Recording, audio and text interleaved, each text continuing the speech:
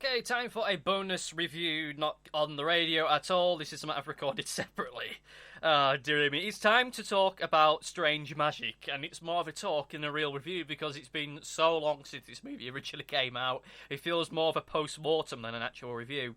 So this movie is directed by Ryan Randstrom. That is not really a name that really should ring any bells, and I don't think it ever really will ring any bells, and is loosely based upon Midsummer's Night's Dream, the William Shakespeare classic, a piece I have seen performed live, as a matter of fact, as well as studied it at some point within high school, so I am at least confident to say that this movie isn't at all based upon Midsummer's Night's Dream in the slightest. Well, to be fair, there are the odd connection here and there. The only connections I can really see is the fact that both Midsummer's Night's Dream and this movie have fairies in him.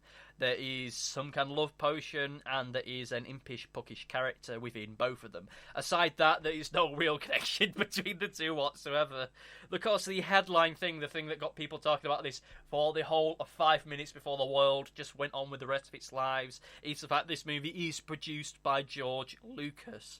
So, everyone was expecting this movie to be crap. Everyone was expecting this movie to be terrible. Everyone expecting this movie to be yet another disaster piece of cinema by good old Jorge Lucas. The guy who gave us Star Wars and Indiana Jones. That hack fraud coming along to make another crap movie that we could all point and laugh at and then once again go about the rest of our lives. And it just kind of appeared in cinemas one day. I was looking for new movies to review, to try and get myself back into the act of doing film reviews, seeing as I'm being beckoned back to doing radio stuff. It came out about 7 months after it was released in America. In America, it's already out on DVD, for crying out loud. It's only now just really come out in Europe and the UK, though I think it's more or less on its way out of cinemas as it is. And it looks more like it's been released out of contractual obligation than anything really else. To my knowledge, it did flop quite spectacularly in America, which is why it kind of was released without real hype or fanfare to it, which is a bit of a shame because this movie isn't as bad or as horrible as maybe one would be inclined to think. The movie is a musical in every sense of the word. There's very little in terms of breaks between songs. You maybe get a minute between each song to try and get a breather, to try and contextualise this weird, misshapen world that you see before you.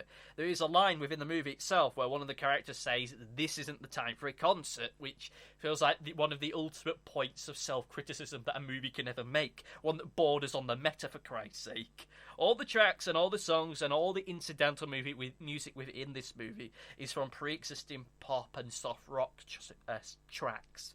I've got a few of the songs written out in front of me. I've got Can't Help Falling in Love with You, which of course Elvis Presley did, and I think UB40 did a cover of it as well. I Want to Dance with Somebody, I want to dance with somebody, I want to feel the heat with somebody, that one, and I Can't Help Myself, the Sugar Pie Honey Bunch, that one. Those are the kind of quality and calibre of songs without this movie, but of course sang by the cast, so you get interesting new versions of these songs, and more often than not, this entire soundtrack feels as though it's just been taken directly from George Lucas's own private music collection. There's nothing within this movie that feels terribly contemporary, that feels very much about now. No song within this movie has come out over the past 12 or 18 months or so. Occasionally you'll get the odd riff from a Lady Gaga or Beyonce track, but it'll only be just like the odd line, the odd little moment thrown in with some of the other songs or a bit of incidental music. There's this weird bit where one of the fairy armies is marching along whilst humming Bad Romance for some reason. And as such, there's no new pop music within this movie. There's nothing really that the kids at home can get behind. It's just old pop music that the parents no doubt have already forgotten about from about 20, 30, maybe in some cases 40 years ago. And in terms of character design, the characters within this movie are plain ugly. They're done in this weird, semi-realistic way. Not quite the Uncanny Valley, but you does feel a little bit off and a little bit misshapen. Though you do get over that soon enough, which is more a tolerance and really growing to love the characters or how they're built or how they're designed. The movie as a whole feels very much like a botched job. The kind of thing that just kind of was messed about, maybe even poorly influenced by Lucas himself. I have a feeling that with a better script, some original music that had been written specifically for this movie, and not just taken off George Lucas's iPod one day, and maybe with some slightly better character design, this would have been a much better movie. Overall, it feels like Fern Gully. It feels like a 90s animated movie, which has been made with the sole intention of cashing in on the Walt Disney money train, you know, as they were wont to do in the mid-90s.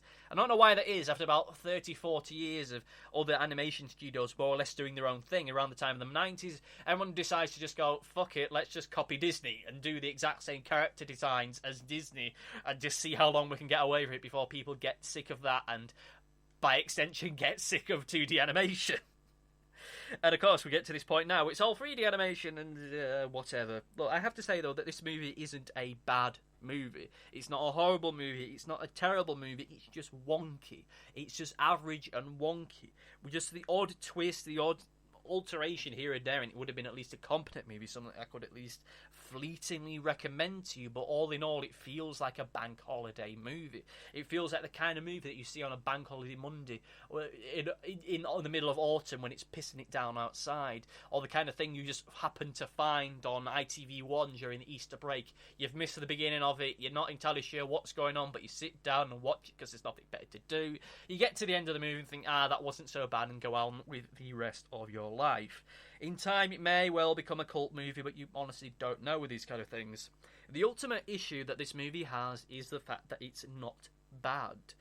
That is the big problem with it, because had it been a bad movie, had it been a terrible movie, you would have had lines of YouTube critics, tin pot YouTube critics, much like myself, lining up outside this movie to see it, just with the sole intention of ripping it and saying how bad and terrible it is, then so that other people can get inspired by that to rip it apart some more, and everyone just keeps pointing and laughing at it in this ultimate circle jerk, a Schnellenfreude. But in the end, it's not bad. It's fine. It's not good by any stretch of means in the imagination. It's just fine for what it is. It is, sadly, probably the best movie that George Lucas has made in probably about 20 years or so, but at the end of the day, it is exactly what it is. A bland, somewhat forgettable animated movie. Not the worst animated movie I've seen this year, not the worst animated movie I've seen, full stop. That still, I think, goes to A Cars Life, but still, it's fine for what it is. I can't recommend it on any level. I can't recommend it to people who are wanting to see an animated movie. I can't recommend it to people wanting to see a musical. I can't recommend it to YouTube film critics that are looking for something to tear apart, that are just looking for some easy games, some low-hanging fruit, because it's not bad enough to really rip apart. It's exactly what you'd thought it would be, albeit a little bit better than that, but only a little bit. But whatever, I'm sure that George Lucas is planning his next great feat of cinematic wonder, because he was supposed to be moving on to doing some personal, small-scale, independent ventures, wasn't he? And we've not really seen those yet. Maybe that'll be his next release, if he ever makes a movie again. We shall soon see. Oh dear.